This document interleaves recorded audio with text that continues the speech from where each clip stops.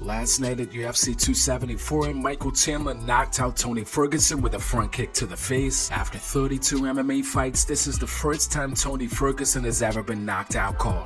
What do you want next for Tony? That's now like 3-4 in a row, and he's, as you said, coming off a bad knockout loss. Yeah, well, everybody was asking me this week leading up to this fight, is this a make or break for Tony Ferguson, if whatever? And I said, no, I mean, he's still one of the top 10 guys in the world. He looked damn good in that first round. But that was a vicious knockout. You know what I mean? I think what needs to happen now is Tony needs to take some time off after that knockout, and I don't know. You know, but it's not like, oh my God, Tony got dominated and you know, looks like he doesn't even belong here. And Tony looked damn good right up until he got caught. And you know, in this game, anybody can get caught with anything. If you land something like that, most likely, but I never practice it. Mainly because I don't like to hit my toes. I'm kind of a wuss when it comes to hitting my toes. Don't make fun of me, but yeah, it just it seemed right in the moment. Sometimes you're just free flowing out there. Sometimes you're just. I mean, it caught me off guard. There was 20-something thousand people in here. I was the most surprised. Did you think it would knock him out cold? I thought I would have a chance, but I thought it would be a left hook or a right hand or an uppercut. Never in a million years would I think it would be an up the middle front kick. Hats off to Tony. He's so tough. That's the only way you finish Tony right there. Obviously, I saw him crumble, and I had the opportunity to hit him with some follow-up shots, but luckily I was able to restrain myself because he didn't need those. And you talked in the build-up about, not letting yourself getting carried away and the composure and using your head a lot for this fight. Do you feel like you did that? I did. There's moments where you're proud of yourself for fast, crazy, violent knockouts. There's moments where you're proud of yourself that you stayed composed. There's moments where you're proud of yourself where you acted more like a veteran. Tonight was one of those nights where I remember consciously thinking, it's okay. No big deal. You got hit. You took him down. You did some damage. You're coming back. Stay composed. And those are the moments you have to have as an athlete, because it's not always going to be sunshine and rainbows, especially when you're fighting the toughest guys on the planet at 155 pounds. So I'm just blessed. Conor McGregor wasted no time in trolling Tony Ferguson after the UFC veteran was brutally knocked out. Taking to his social media, McGregor took some shots at Ferguson, comparing Tony's squashed face with a chicken nugget. He tweeted, "Tony had some great nuggets in the media buildup. Then he got punt kicked to the chin and got turned into a nugget himself. That's crazy." And then you got on the mic, and as impressive as your performance is always your work on the microphone. And you said you'd like to, and at this point we haven't watched Justin Gaethje and Charles Oliveira fight yet, but you said you'd happily rematch either of them. I'll come on to your Conor McGregor call out as well. Regarding Justin or Charles, how do you approach those fights differently? They were, both fantastic fights, obviously coming out on the losing side, however. I think me and Charles have unfinished business because I was beating him 10-8 in that first round. I got to stay more composed, more smart and sharp, and stay behind my jab and not try to finish him so quickly. With Justin Gaethje, same thing. Fight smarter. I know he met his match. I know he said that it was the first time in his career he wasn't trying to knock someone out. He was just trying to win a fight. That to me is indicative of a fight or a performance of a man who looked across the stage and across the cage and saw another man, his equal. Justin Gaethje always wanted to find his equal. I think he found it in a guy named Michael Chandler from High Ridge, Missouri.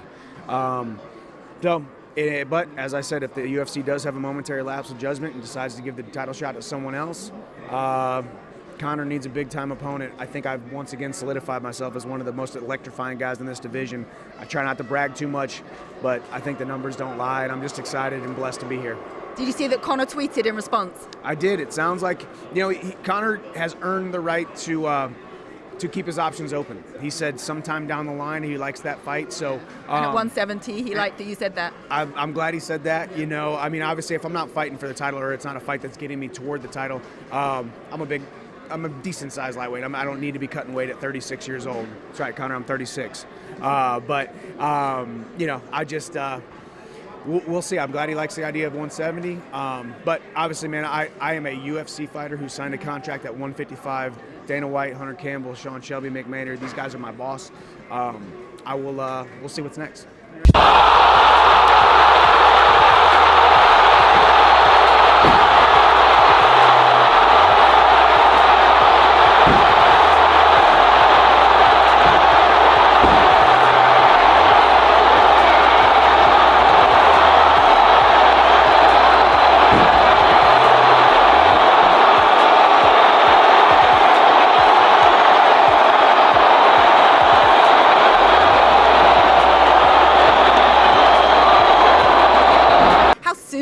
want to get back in there? That's always the question. Yeah, it is. I always say, whenever I take a little bit of damage or get a flash knockdown like that, I would definitely want a couple weeks to kind of, get my wits about me. I'm going to be in a hyperbaric chamber.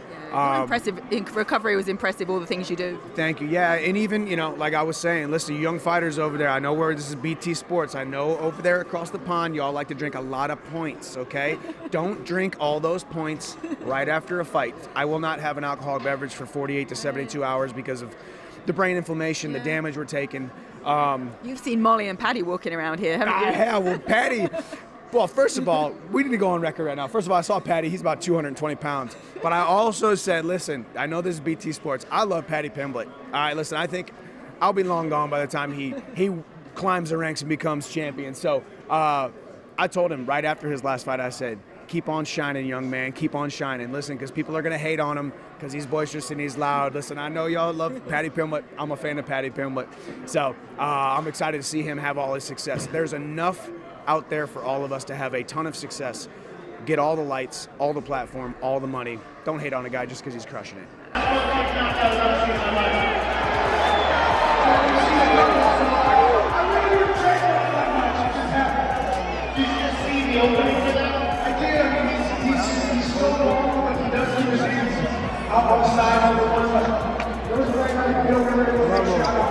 On the big screen because it doesn't get any better than this, and the amount of power you generate in this is just spectacular.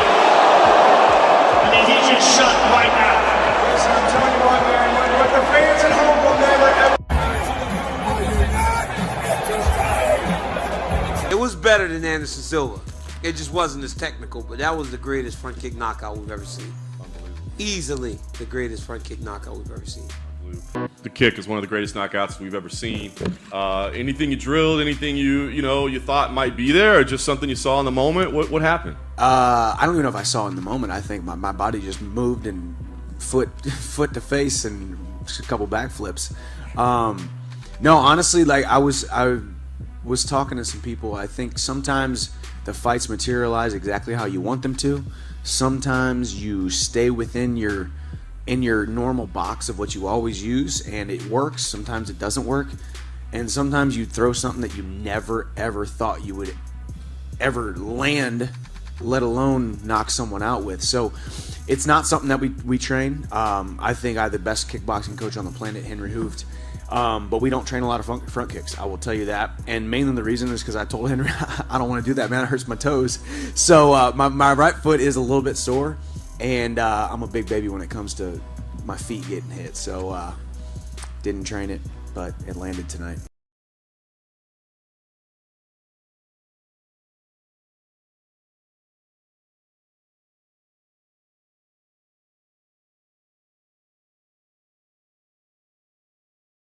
Here's some more reactions from the MMA community following Tony Ferguson's KO loss to Michael Chandler.